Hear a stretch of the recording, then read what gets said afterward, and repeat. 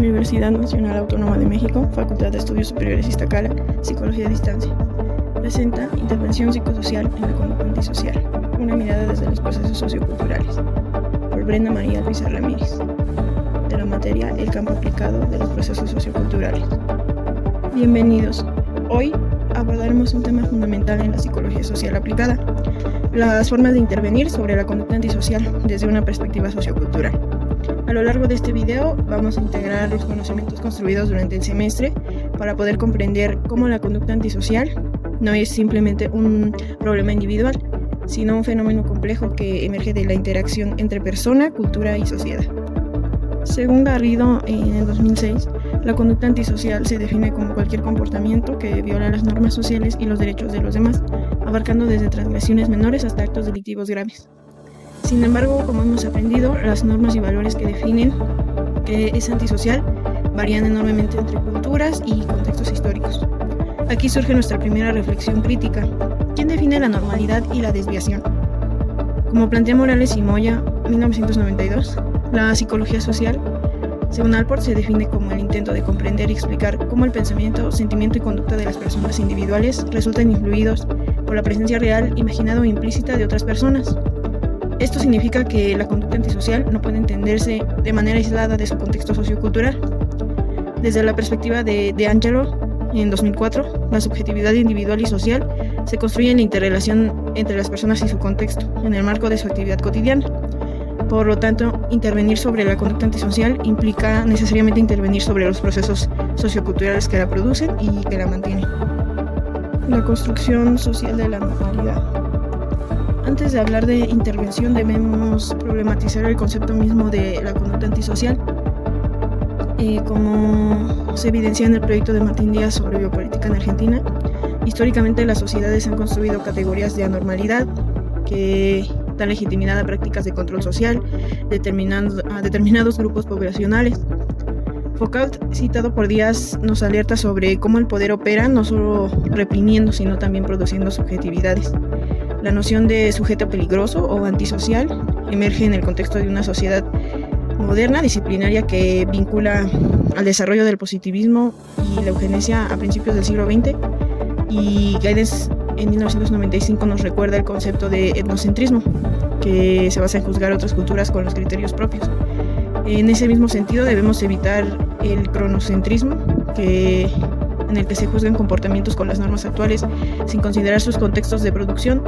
La conducta se considera antisocial en un contexto que puede ser adaptativa o incluso valorada en otro contexto. Por ejemplo, la teoría del etiquetamiento mencionada por Clemente Díaz, 1993, sostiene que la desviación no es una cualidad del acto, sino una consecuencia de la aplicación de reglas y sanciones por parte de otros. Quien es o quien se considera el desviado es aquel a quien se ha aplicado exitosamente una etiqueta. Esta perspectiva no implica relativismo moral absoluto, sino reconocer que nuestras intervenciones están siempre situadas culturalmente y pueden reproducir estructuras de poder. Niveles de análisis psicosocial. Morales y Moya, en 1992, identifican 3 niveles de procesos psicosociales: individual, grupal y macrosocial. Esta distinción es fundamental para comprender la conducta antisocial. Como primer nivel, en individual, operan los procesos como las actitudes, la autoestima, los patrones de aprendizaje y las competencias socioemocionales. Garrido, en 2006, identifica factores de riesgo individuales como la impulsividad, déficits en habilidades sociales y problemas de autorregulación emocional. A nivel grupal, la identidad social, los procesos de pertenencia grupal y los estereotipos son cruciales. La teoría de la identidad social, analizada por Morales y Moya, explica cómo las personas derivan parte de su autoconcepto de pertenencia a grupos, y los jóvenes en situación de exclusión pueden encontrar en grupos antisociales una fuente de identidad positiva, cuando la sociedad les niega otras vías de reconocimiento. En cuanto al nivel macrosocial, opera la estructura social, las desigualdades económicas, políticas públicas y discursos culturales que dominan en la sociedad. Como nos dice De Angelo en 2004, la subjetividad de los individuos se elabora en el conjunto de las condiciones de su existencia material, de sus relaciones sociales y de las producciones culturales que conforman la subjetividad social. La clave en este sentido está en reconocer, como nos dice ya Morales y Moya, las interconexiones entre estos niveles. No podemos intervenir efectivamente en uno sin considerar a los demás. Modelos de intervención. Garrido en 2006 nos presenta diversos modelos de intervención: conductual, cognitivo-conductual, familiar y comunitario, pero debemos analizarlos desde lo aprendido en el módulo. En este sentido, el modelo conductual se basa en el condicionamiento y reforzamiento, opera principalmente a nivel individual, y si bien puede ser efectivo para modificar conductas específicas, Clemente Díaz en 1993 nos advierte sobre el riesgo de adoptar marcos de referencia exclusivamente patológicos, es decir, que ubican el problema en el individuo, en el paciente, en la persona, ignorando los contextos que producen dicha conducta. En cuanto al modelo cognitivo, se trabaja sobre distorsiones cognitivas y atribuciones que se centran también en lo individual. Sin embargo, De Angelo en 2004 nos menciona que debemos preguntarnos si estas son realmente distorsiones o interpretaciones adaptativas a contextos de exclusión y violencia estructural. El enfoque cognitivo-conductual integrado es propuesto por Garrido en 2006. Es hasta ahora más prometedor porque incorpora el entrenamiento en habilidades sociales, la resolución de problemas y manejo de ira. Estos programas reconocen que la persona necesita desarrollar competencias para interactuar efectivamente en su entorno social. Tenemos también la intervención familiar, está respaldada también por Garrido en 2006 y reconoce el nivel grupal primario. La familia es el primer espacio de socialización donde se construye la subjetividad. Y esto señalado por De Angelo, y los programas de entrenamiento parental y terapia familiar sistémica abordan estos patrones de interacción que mantienen una conducta problemática en ocasiones. En cuanto a la intervención comunitaria, es quizás la más consistente, con una perspectiva psicosocial e integral. Clemente Díaz en el 93 menciona que la dimensión aplicada de la psicología social implica intervenir desde la realidad social, no solo las teorías ya existentes. Los programas basados en la comunidad, como centros de día o justicia restaurativa, reconocen que la comunidad es parte del problema y de la solución. Se requiere fortalecer las redes de apoyo social y es necesario generar oportunidades legítimas de participación social. Garrido, en este sentido, nos menciona que los programas más efectivos son multimodales e intervienen simultáneamente en varios niveles: individual, familiar, escolar y comunitario. Justicia restaurativa. La justicia restaurativa, analizada por Garrido en el 2006, representa un cambio de paradigmas y resuenan en los principios de la psicología social aplicada.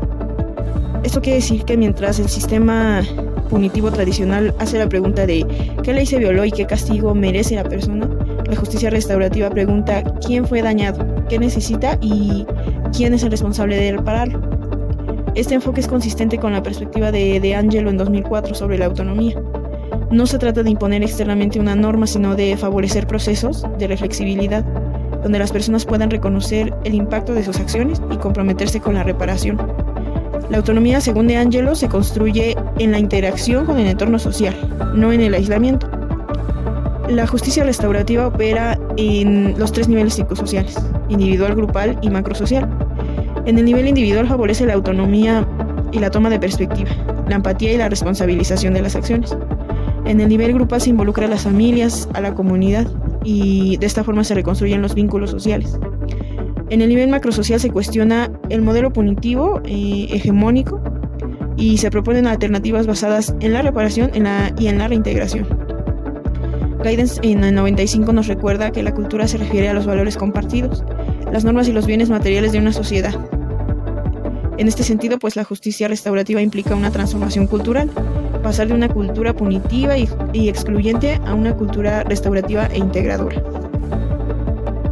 Prevención desde una perspectiva sociocultural.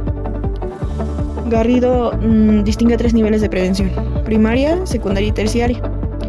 Analicemos desde una perspectiva sociocultural estos puntos. La prevención primaria está dirigida a la población general antes de que aparezca el problema. De Angelo nos menciona desde esta perspectiva que la prevención primaria es más efectiva y fortalece los procesos de autonomía y desarrollo integral. Es decir, garantiza condiciones de vida digna a nivel macrosocial, fortalece redes de apoyo comunitarias a nivel grupal y desarrolla competencias socioemocionales a nivel individual. La cultura material no es solo simbólica, como nos enseña Gaidens, sino vital para satisfacer necesidades físicas. No podemos prevenir una conducta antisocial sin abordar la exclusión social y económica. En cuanto a la prevención secundaria, está dirigida a grupos de riesgo. debemos ser cuidadosos con las etiquetas que podemos poner en ocasiones a las personas. Morales y Moya en el 92 analizan los etnofaulismos y categorías que usamos para describir a grupos que pueden generar profecías autocumplidas y básicamente la estigmatización. Los programas preventivos efectivos que menciona Garrido trabajan con un enfoque en factores de protección, no solo de riesgo. Esto implica fortalecer vínculos familiares positivos, promover el éxito escolar, apego a las instituciones, facilitar espacios de participación comunitaria de forma significativa y desarrollar identidades positivas alternativas al estigma. En cuanto a la prevención terciaria, se basa en evitar la reincidencia. Aquí la perspectiva comunitaria es crucial.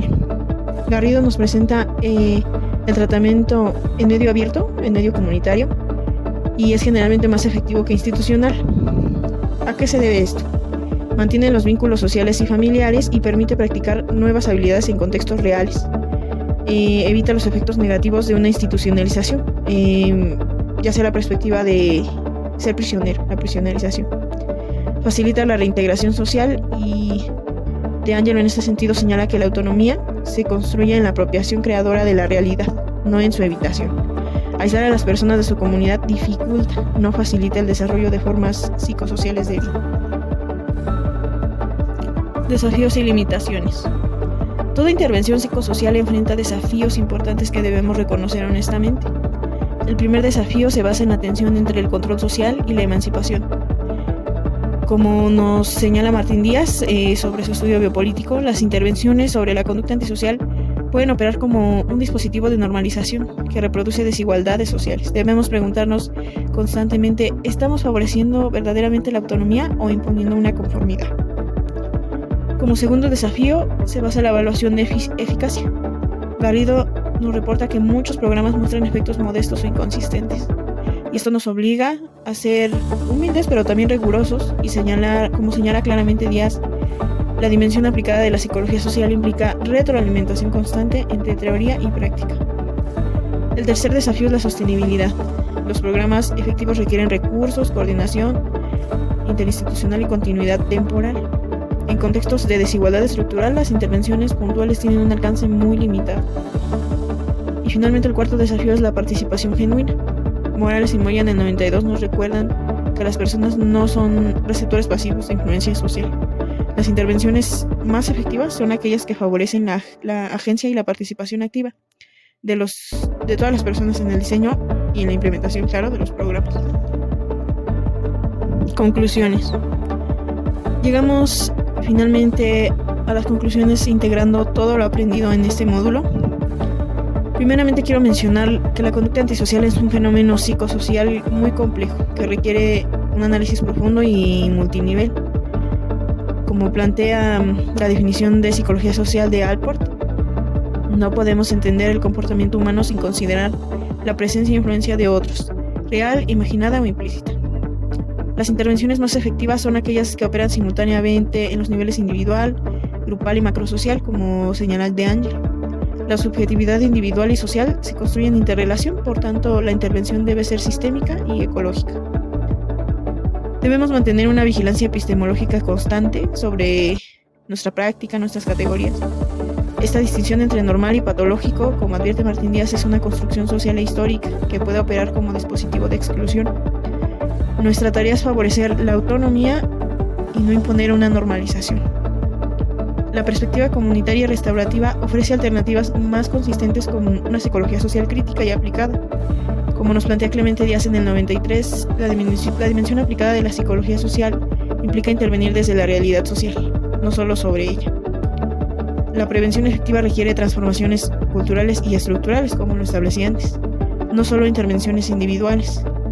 Guidance nos menciona que la cultura incluye las condiciones materiales de existencia y no solo valores abstractos. Recordemos que el objetivo último no es producir sujetos obedientes, sino favorecer el desarrollo de las personas autónomas capaces de participar creativamente en la construcción de formas más justas de convivencia social.